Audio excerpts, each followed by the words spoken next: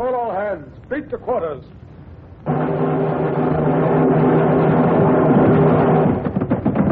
out the guns. Stand by the starboard battery. One broadside into it, if you please, Captain Bush. Pointers on target. Linstops ready. Aye, aye, sir. Ready. Fire!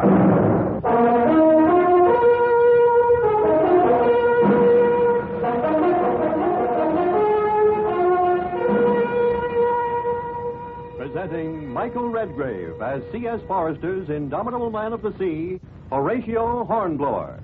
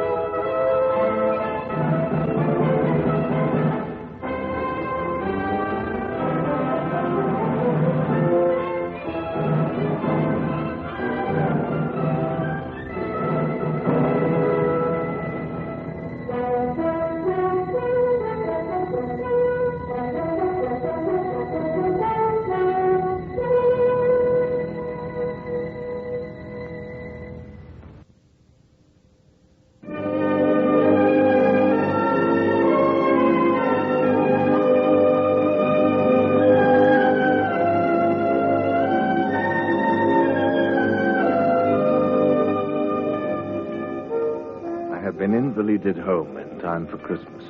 Feeling a trifle seedy still, of course, for somehow, in following the French retreat from Riga, I picked up one of those illnesses which scourge armies on land. I had quite a bout of it, in fact. And then my old friend Captain Bush had brought me home aboard the Nonsuch. Home to Smallbridge, where the days passed quietly, serenely. Oh, wonderful days. But I began to want to see old Bush again. So, not long after New Year's Day, we coaxed him down from London for a winter weekend with us. It was old times again. Well, now, some port, what you say? Oh, Wiggins has left it, I'm glad to see. You know, one night up in the Gulf of Riga, you seemed amused by a yarn of mine from my midshipman days, Bush. I never told you, did I, about my first independent command and what it led to in the way of, well, self-knowledge. No. You know, extremely young men are rather sad to contemplate, aren't they, as one grows older. That terrible resolve that everything must turn out right, their monstrous earnestness.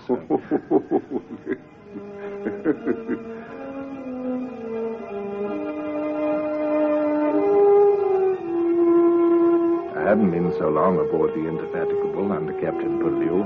I'd just come there as a gawky midshipman, you know, from the Justinian. And to have reached a frigate of the line had me quite dazzled just then. We were on patrol in the Bay of Biscay, and we'd fallen on a convoy of French merchant ships most opportunely. The French men of war, which should have been escorting them to Brest, were otherwise engaged that day, for our own fleet had attacked them miles further out in the Atlantic. And as the unescorted merchantmen fled towards home, filled with the food revolutionary France needed so desperately, Captain Purlieu set out to capture as many as he could, snatching the prizes one by one. That French is too slow to surrender, Lieutenant Mason. Give her a shot across her bows from the 9 pounders. Aye, aye, sir. Not into her hull, confound it, Mason. I didn't mean that, man. Only meant cripple her. Aye, aye, sir. That last one was dangerously near our waterline. Gunlayers, change point of aim. Far into our rigging. Ready?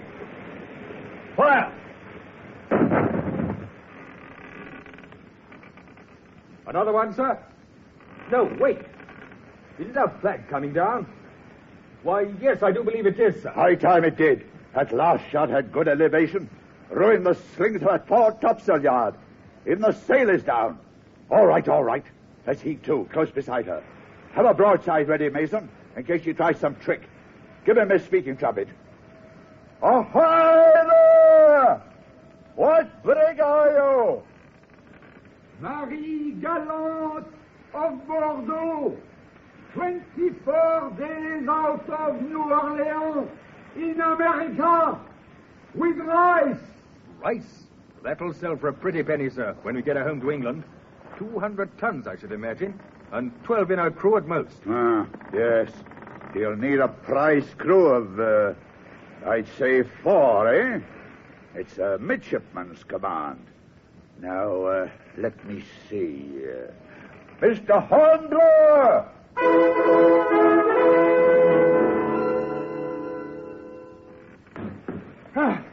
Yeah, wait. Don't want to go all the way overside, do you? Or are you trying to knock us all breathless, huh? I'm so sorry. Oh, never mind. I'm only joking. You're a featherweight. Why, it's young Hornblower. I thought the old man was sending down an officer. I suppose I was all that was left. Elsie, easiest to spare at this point, Mr. Ross. Pull for the French brig, man. All right, sir. Think you can manage all right, Mr. Hornblower? Yes, sir. That French crew's likely to be nasty. I feel sure, sir, that I can. Yes. Your first command, I suppose. Well, yes. Still, it is a command in a way, isn't it? Even if it's such a short voyage, isn't it? I hope it will be a short voyage, Hornblower. You never know with a prize ship and prisoners. Watch that French crew. If you don't, they'll retake the ship and have you in a French jail before you know it. What English port are you heading for? Well, sir, I suppose whatever port's nearest. We both gazed up at the French brig as a cutter drew alongside. Struck by our fire, her fore topsail yard dangled precariously, and the jib halyard had slacked way off.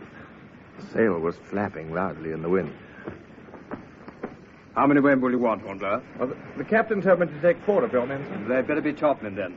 You'll have to get that jib in fast, or you will be in a bad condition. Aye, sir. Shall I pick 4 good men from you for my crew? I'd be very much obliged if you would, sir. You know them better than I do. All right. Matthews? Aye, sir. Carson? Aye, sir. Hunter? Aye, sir. Smith? Aye, sir. You're detailed to man this brig under command of Mr. Hornblower. Keep them away from drink and they'll be all right. Well, here you are then, Mr. Hornblower. Watch out when you spring up those main chains. Lots of white water in between the 2 vessels, you'll notice. Now, Matthews, give Mr. Hornblower a hand there. On his other side. Wait for it, sir. Get ready. Now, jump, sir.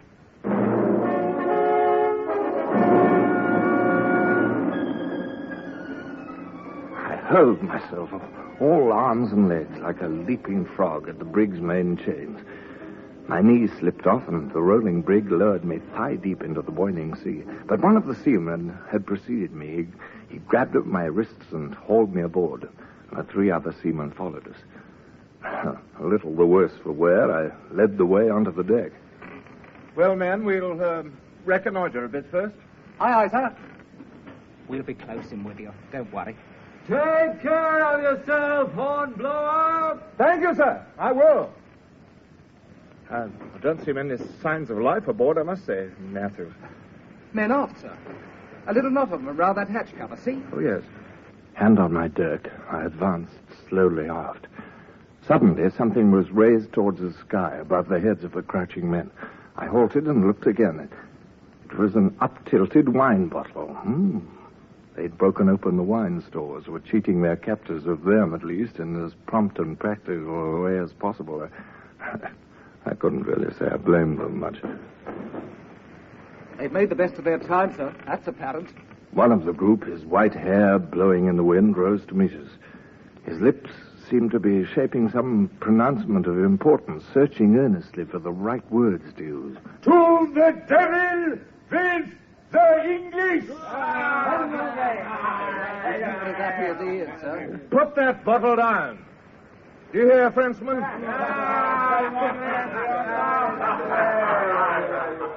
I didn't need to remember Ross's warning. If I didn't solve this situation instantly, my boarding party would be at the wine along with this French crew. And a frightening picture rose up in my mind. A disabled ship drifting about the Bay of Biscay, manned by a tipsy crew. A quick show of authority was called for. Put it down, do you hear me? You understand English?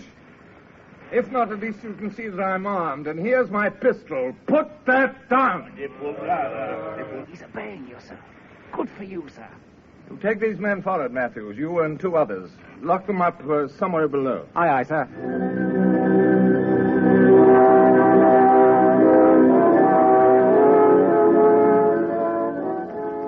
My first command, such as it was, and my first lesson in the loneliness that command brings to a man at sea. And suddenly, amidst these plans, a sickening thought struck through me. I rushed on deck to find Hunter. Hunter! Hunter, come here! Yes, sir. Hunter. What is it, sir? Look, it's occurred to me. Nothing's been done to see if the brig is taking in any water. You know, one of those shots we fired at her may have hulled her below the waterline. That's so, sir. We'd better sound the well.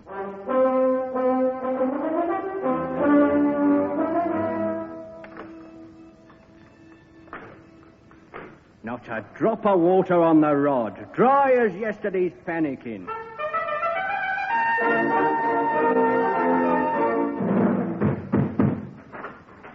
We can't keep the course you set much longer, sir, and the wind's coming up very gusty-like. Oh, very good. Well, I'll be up, Hunter. Call all hands at once. Aye, aye, sir. I disguised my inner feelings as best I could, but it was soon apparent with the wind northerly we'd have to go about. All hands wear ship! With but 4 men to handle topsails and close haul the brig on the starboard tack, the task took all that was left of the night. By the time we brought her safely round, all hope of an easy 2 days' run had vanished. True, we were heading away from the dangerous shores of France, but we were also heading away from the friendly shores of England. That French captain's been yelping his head off, sir. Insists he's got to talk to you. Important. Release him, Hunter. Bring him up to me.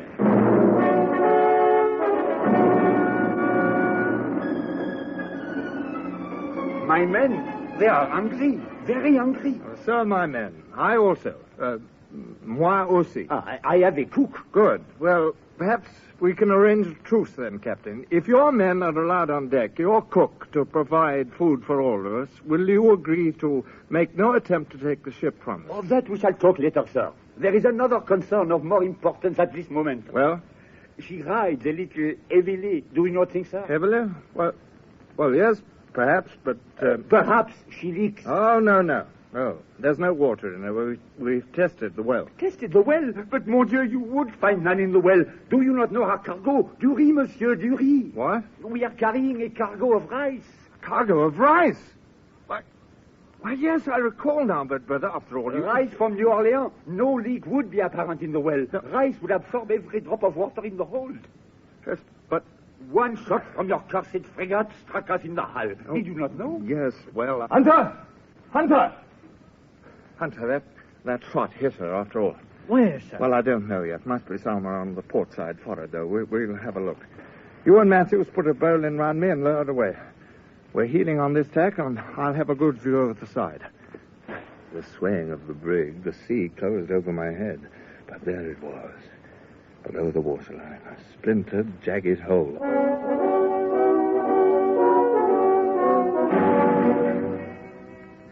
Mr. Hornblower! Mr. Hornblower, I call your notice to the deck seam forward there. What? It is opening. What? Hunter, look, the pitch is even bulging out of it. And just beyond, sir. See that other spot? There's something awful wrong. Pitch coming in ridges from the deck seam. Mon Dieu, I have just thought. The rice. The rice cargo, is that it? It grows bigger. What? Water's got well into it now, sir, so it's swelling. Dry rice that soaked will double, even treble its volume. This ship will burst wide open with this cargo. Oh, mon Dieu. I remembered the unnatural creaks and groans below, and I cursed myself for inexperience. A black moment. And if I hadn't spoken sharply, I'd have broken down in tears. Sooner we get that sailor hole, the better then. Hurry those Frenchmen up, Hunter. Don't simply stand there staring. Aye, sir. I said the ship was riding heavily. She is lower in the water already. Be silent, sir. One crisis after another. I have to think. Hurry with that sail. Do you hear me, man? Sir, I don't like the look of it. Straight I don't. She's settling down and opening up below as well as on deck. That rice is pushing her apart in every seam. Well, Matthews, I... Looky there, sir.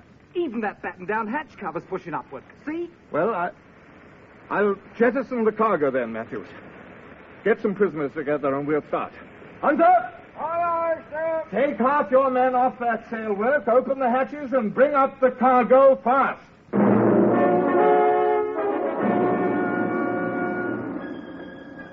They all worked with a will, even the prisoners. And as they lifted off the hatch covers, brown forms shot out abruptly, rice bags forced upwards by the pressure of others below. Bag by bag, the rice was hauled up from the hold and cast overboard. Sometimes the bags split, spewing rice in every direction. It was fantastic. And finally, the lower bags, wetter and more swollen, jammed the hatchways. Even the tackles won't sway them up now. Is that it, Hunter? Afraid so, sir. Oh. But we've relieved her quite a bit, I will say, sir. And the sail's ready. Good. Keep the rice party working to see if they can get rid of more cargo. Our lines row through the grommets of the sail. Oh, yes, sir. And a good 5 square feet of sail is followed. Oh. Put your other men to that, then. Work the sail under the hull and drag it after the hull. Aye, sir. Begging your pardon, sir, what are you doing? Well, I'm undressing. I want to see it properly in place. And this time I'll go over without any clothes on, Hunter. Get a bowline ready for me. Call those men.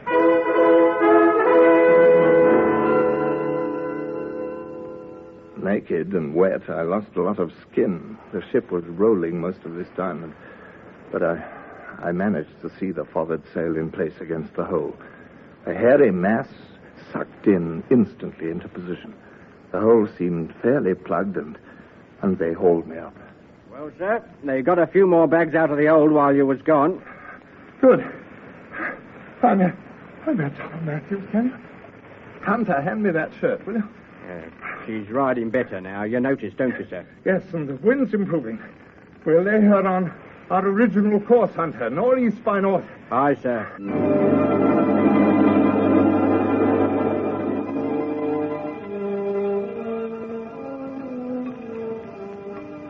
Well, Bush, another glass of port? Thank you, Horatio, but go on, please. Well, I was limp with lack of sleep, with cold and exhaustion and accumulated burdens. And I'd started with the highest of resolves, and now badly dampened. But at least I'd learned some lessons in that 24-hour span, and for the moment, all seemed well enough with ship and men. And as we plowed heavily along, I even felt a tiny glow of pride, unearned or not. I squared my shoulders and I took my stand there on the poop, straddling with my hands behind my back. I was still in command of my ship, Bush, such as she was. And despite the grinning fates and all my worries, she was heading home to England on a course I'd actually laid off myself.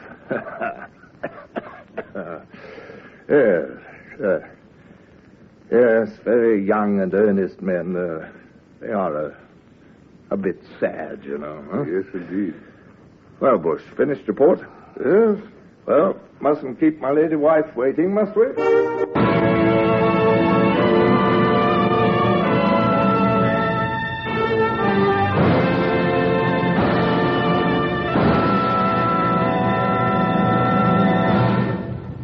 Horatio Hornblower, starring Michael Redgrave, is based on the novels of C.S. Forester. Music composed and conducted by Sidney Torch. Produced by Harry Allen Towers.